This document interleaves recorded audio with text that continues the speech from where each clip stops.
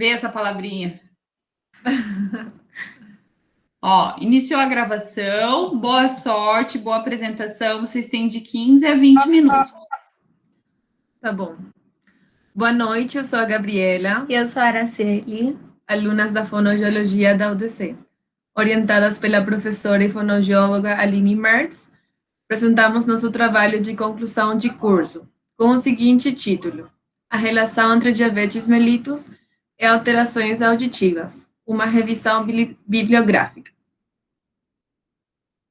Escolhemos a revista Distúrbios da Comunicação. Aqui pode observar o comprovante de submissão à revista do nosso trabalho como artigo científico. Olá, eu vou começar introduzindo nosso tema com a diabetes mellitus e a perda auditiva.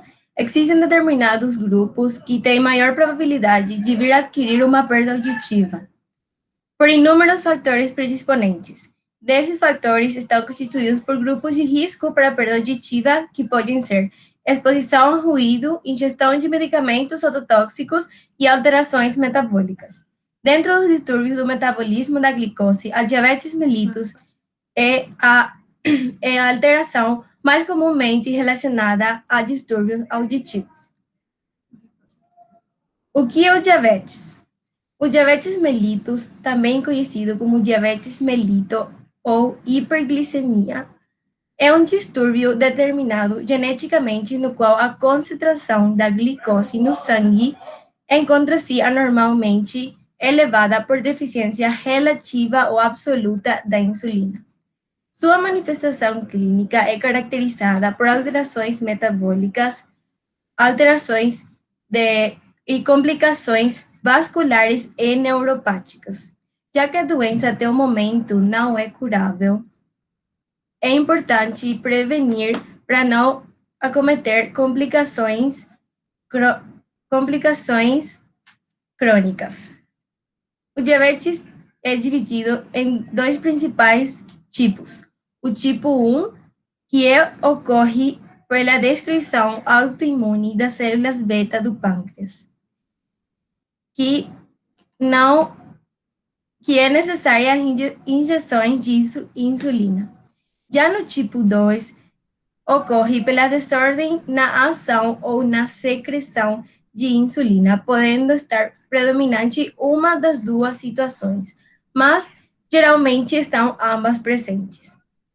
O controle metabólico no diabetes tipo 2 é geralmente controlado com dieta, exercícios ou uso de medicamentos hipoglicemiantes. A ligação entre diabetes mellitus e audição parece provável. De fato, se o suprimento sanguíneo para a cóclea e os tecidos nervosos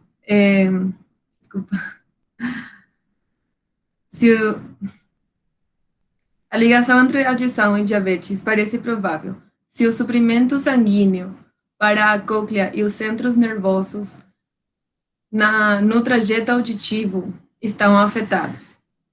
Os tecidos vasculares e nervosos têm papel predominante na função auditiva. Qualquer doença que tenha capacidade de causar prejuízo às suas células tem alta probabilidade de afetar negativamente aos vários órgãos auditivos. Um dos aspectos morfológicos mais constantes do diabetes é o espessamento difuso das membranas basais e do endotélio vascular, que é denominado microangiopatia diabética.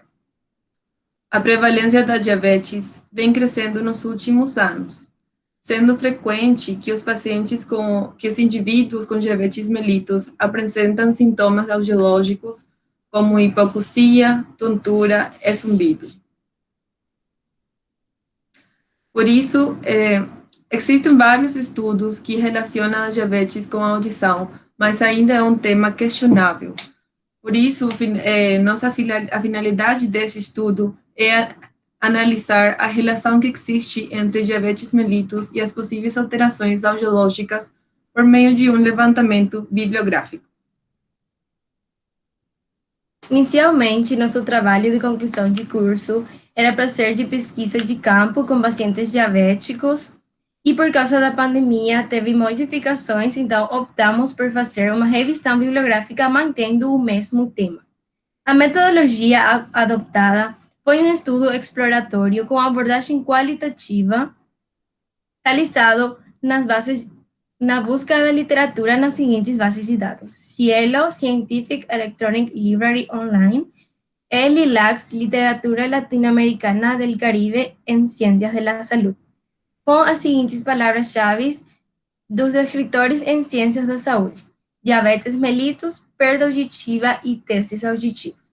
Foram investigadas pesquisas de campo, artigos científicos e estudos observacionais, utilizando as palavras-chave propostas, e em quanto aos critérios de inclusão, foram incluídos artigos científicos que coincidiam com as nossas DECs e também incluímos artigos que relacionam as patologias de diabetes mellitus e hipertensão arterial.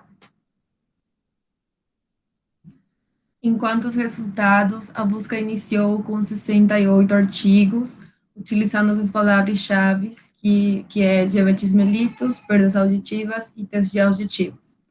Foram excluídos artigos que não atingiam os critérios de inclusão, restando 18 artigos.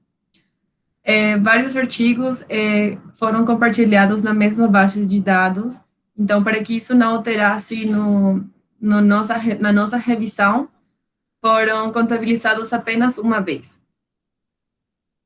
Assim, aplicados os critérios de exclusão, ficaram finalmente 7 artigos para análise e descrição. A partir dessa análise, contabilizamos finalmente 4 artigos na base de dados Cielo e 3 artigos na base LILACS. Quanto ao público estudado, em 2 pesquisas foram avaliados idosos com mais de 60 anos de idade e em outros estudos restantes foram avaliados sujeitos que a idade deles variava entre 7 a 71 anos de idade. Em relação ao sexo dos participantes, em 3 estudos, não mencionaram o sexo deles, em outros 3, mencionaram que a predominância era do sexo feminino, em apenas só um estudo, era a predominância do sexo masculino. Os procedimentos utilizados pelos diferentes pesquisadores foram anamnese, audiometria tonal e audiometria vocal, imitanciometria, meatoscopia, emissões otoacústicas transientes e por produto de distorção, potencial evocado cognitivo e a avaliação audiológica de alta frequência. Principais resultados dos artigos. Uma parte relevante dos estudos optou por realizar um segmento de 2 ou mais grupos para determinar se existe a relação entre as patologias estudadas e a perda auditiva. Nesse quadro, podemos observar como foram divididos os grupos de cada estudo. 3 estudos dividiram em 2 grupos, um de diabetes mellitus e outro grupo de pacientes sem alterações, chamado de grupo de controle. 2 estudos possuíam apenas um grupo de pacientes portadores com diabetes mellitus. Um deles subdividiu em 4 grupos. Um grupo de controle, um grupo de diabetes mellitus, outro de hipertensão arterial e um grupo de diabetes e hipertensão arterial associados. E, por último, citamos um estudo que dividiu em 3 grupos: o grupo de controle, o de hipertensão arterial e o de diabetes e hipertensão arterial associados. Também podemos observar nessa tabela que, com relação aos achados audiológicos, 2 estudos indicam uma importante relação entre diabetes mellitus e perda auditiva. E em outros 2 estudos não relatam uma diferença estatisticamente significante entre a diabetes e a perda auditiva. 3 deles demonstram um maior comprometimento auditivo nos pacientes portadores de diabetes mellitus e hipertensão arterial associados. Enquanto ao tipo de perda auditiva, 4 estudos relatam o tipo de perda sensório-neural e 3 deles não relataram o tipo de perda. Nesta pesquisa, foi possível verificar que existe uma associação entre a presença de diabetes mellitus e o comprometimento auditivo, descrevendo graus variados de perda auditiva neurosensorial bilateral com predomínio nas frequências altas. Além da diabetes mellitus, também existem outros fatores de risco, como idade, sexo e hipertensão arterial.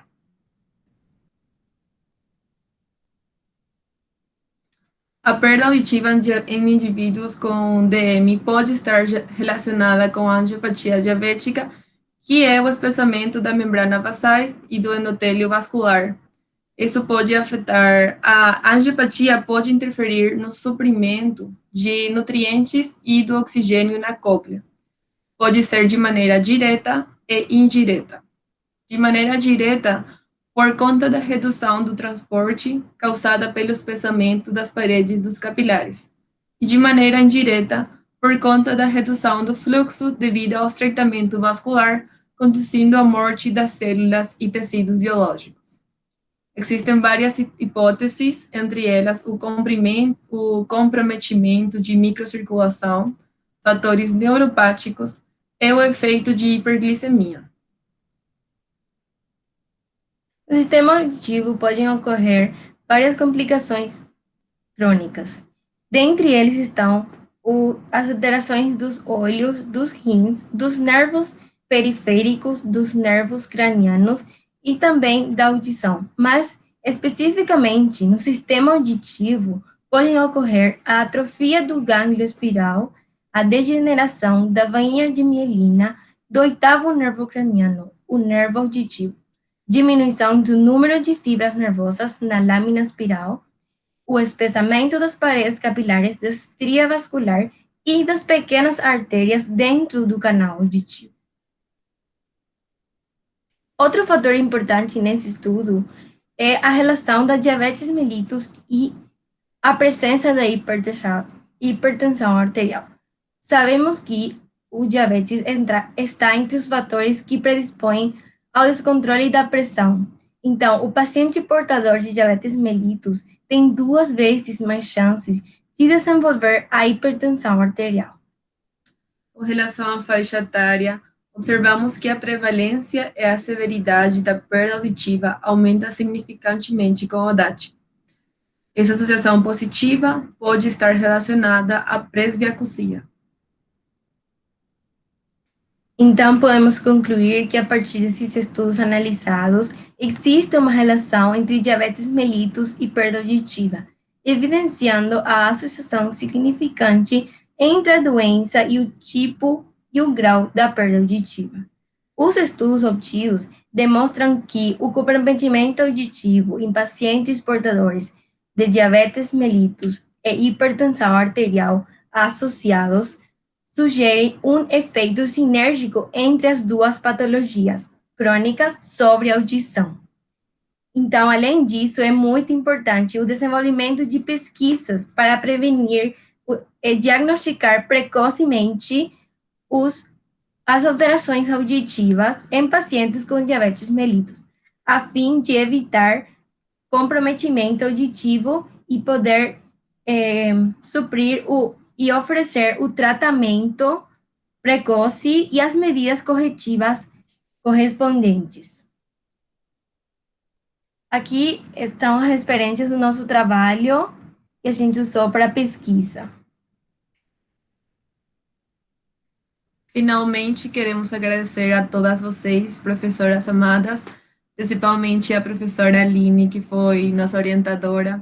Obrigada pela paciência e pelo apoio de sempre. Somos muito gratas por todo esse ensinamento e sabedoria que nos brindaram ao longo desses anos, o que nos permitiu crescer academicamente, profissionalmente e, o mais importante, humanamente. Obrigada a todos que estão assistindo. Esperamos tenham gostado. Parabéns, meninas. Ótima apresentação. Estavam um pouquinho nervosas, mas deu tudo certo no final. Parabéns. Está Ara, não chora, meu amor. Você foi muito linda. Ela estava plena o dia inteiro. Eu disse, você tomou alguma coisa, né? Era sério. Ela estava muito plena. O dia inteiro disse, Araceli, você não tá normal, não é possível? Só agora. Ah, ela ainda foi pro estádio hoje, Elas trabalharam a manhã inteira. A manhã inteira, que nem gente grande. Sim. Parabéns, meninas, foram maravilhosas. Lindas, lindas. Gente, o que é esse sotaque, né? Coisa mais. Eu amo. Eu cago no sotaque. Eu tô ficando craque no espanhol.